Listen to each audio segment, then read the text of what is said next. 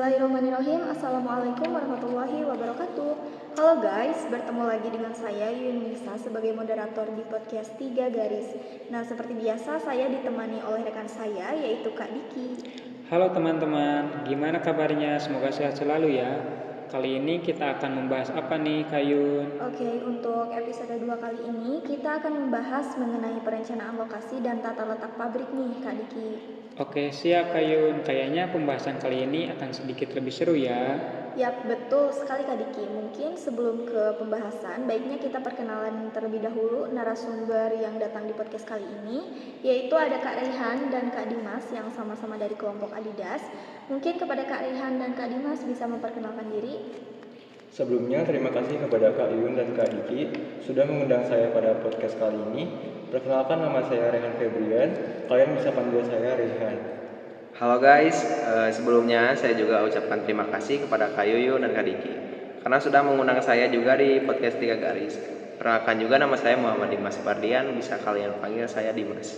Oke, itu dia narasumber kita kali ini. Sebelum semakin jauh, boleh dong kita tanya nih bagaimana kabar kakak-kakak di sini? Alhamdulillah nih, kabar saya baik-baik saja.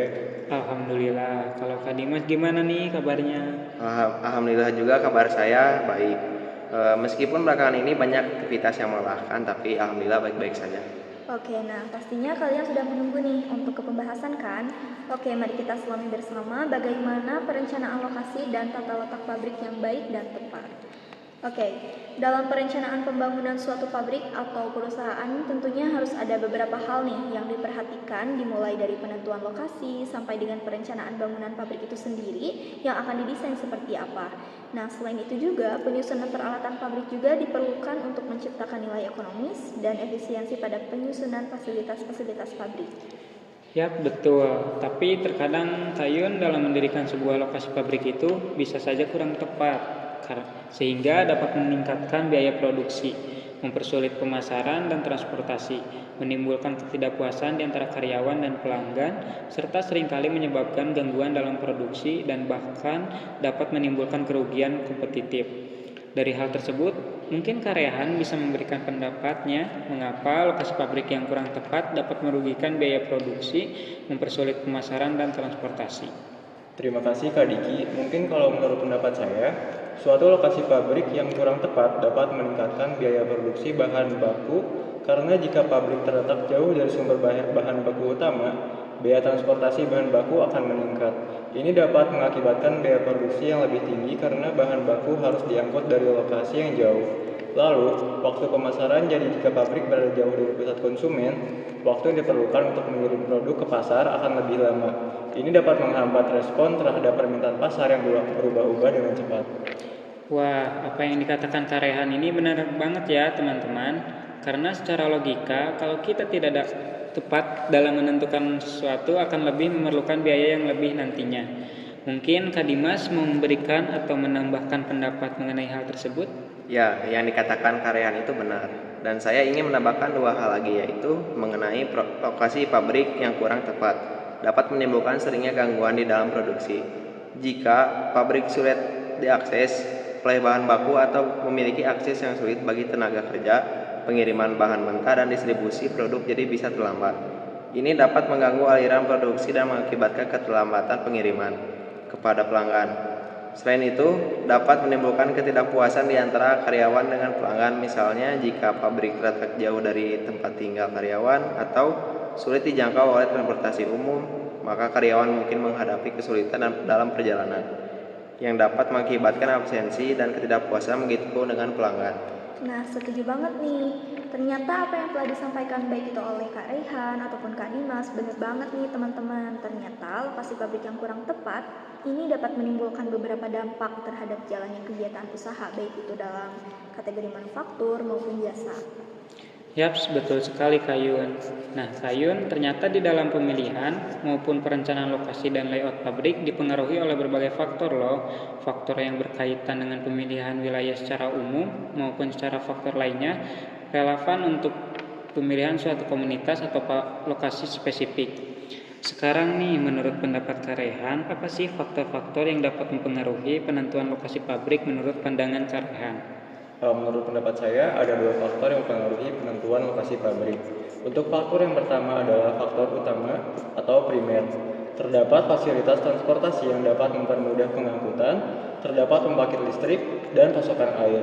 Letaknya berdekatan dengan sumber-sumber bahan mentah dan suplai buruh yang tersedia. Sedangkan untuk faktor sekunder atau yang kedua, biaya tanah dan gedung, rencana masa depan, tinggi rendahnya pajak, dan lain-lain.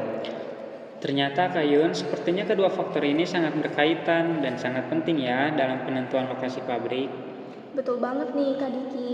Nah, dalam materi ini kita tidak hanya membahas seputar perencanaan lokasi pabrik saja, namun juga tata letak pabrik yang mengacu kepada proses penempatan peralatan yang tepat dengan metode yang tepat di lokasi yang tepat juga untuk meminimalkan jarak dan proses produk. Nah, di sini ada 3 jenis dasar dalam tata letak, yaitu ada tata letak berdasarkan proses, produk, dan tata letak tetap. Nah, mungkin narasumber kita ini bisa sedikit menjelaskan apa dan bagaimana sih dari beberapa tata letak tersebut. Mungkin bisa dijawab oleh Kak Dimas. Silakan Kak. Ya, jadi Kayun mengenai ketiga tata letak tersebut menurut saya, yang pertama tata letak proses merupakan tata letak yang cocok untuk produk yang diproduksinya tidak standar atau terdapat banyak variasi dalam waktu pemprosesan tiap proses operasi, di mana salah satu keuntungan dari tata letak ini adalah pemanfaatan yang lebih tinggi dari peralatan yang tersedia.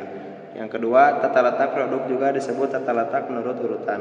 Tata letak pabrik, bentuk dan ukuran bangunannya, lokasi layanan dan tempat penyimpanan, posisi peralatan, penanganan material, sedemikian rupa sehingga material mengalir searah dan pada kecepatan yang stabil. Mesin dan peralatan tujuan khusus dengan kontrol bawaan untuk mengukur keluaran dan masukan digunakan. Jenis tata letak ini cocok untuk situasi di mana produknya standar dan perlu diproduksi dalam jumlah yang banyak. Yang ketiga, tata letak dengan posisi tetap adalah suatu metode tata letak dalam manajemen operasi dan perencanaan pabrik di mana peralatan, mesin, dan stasiun kerja tetap ditempatkan pada lokasi yang tetap atau tidak berubah. Dalam tata letak ini, bahan atau produk yang sedang diproses atau diolah bergerak di sekitar peralatan yang tetap tersebut. Oke, mungkin Kak Diki bisa kita ambil contoh nih salah satunya. Kalau dengan posisi tetap itu seperti berbagai mesin produksi dan stasiun kerja. Nah, karena dapat ditempatkan secara tetap dan produk yang sedang diproduksi ini akan mengalir dari satu stasiun ke stasiun berikutnya. Betul banget Kayun, mungkin bisa dicontohkan seperti itu ya. Nah, Kayun, dalam pengembangan tata letak yang baik tergantung pada kuantitas data pada berbagai faktor yang mempengaruhinya. Dalam perencanaan tata letak pabrik terdapat beberapa alat dan teknik yang digunakan, diantaranya diagram dan bagan proses. Mungkin Kak Rehan atau Kak Dimas bisa memberikan sedikit gambaran atau penjelasan tentang kedua poin tersebut. Silakan Kak. Jadi, kalau menurut gambaran saya nih Kak Dik, diagram berguna untuk mempelajari berbagai alternatif tata letak dan demikian memilih tata letak yang optimal, mempelajari sejauh mana lalu lintas di atas berbagai garis pabrik, mengidentifikasi tingkat backtracking lalu lintas dan rintangan yang ditemui selama pergerakan bahan, dan mempelajari hubungan aktivitas antara departemen atau pusat kerja. Yang kedua ada bagian proses. Dua bagian proses yang terkenal adalah bagian proses operasi dan bagian proses alur. Bagian proses operasi adalah representasi grafis dari aktivitas dan titik termasuk materi. Bagian ini menggambarkan operasi dan interaksi utama yang dilakukan pada materi. Wih, apa yang dikatakan sama Kak Rehan jelas banget ya Kayun mengenai diagram dan bagan proses. Iya, betul sekali Kak Diki. Tapi tak terasa nih Kak Diki, sepertinya kita sudah di penghujung acara dan mungkin narasumber-narasumber kita juga udah pada lelah nih, ya kan kakak-kakak semuanya. Ya, betul sekali Kak Yun, udah capek nih. Iya nih, butuh istirahat. Baik, kalau seperti itu mari kita tutup aja nih podcast kali ini ya Kak Diki. Baik, kepada teman-teman, seperti biasa, jika kalian memiliki pendapat bisa komen di bawah ini ya. Saya dan Kak Yuyun izin pamit teman-teman. Selamat bertemu di season 2 ya.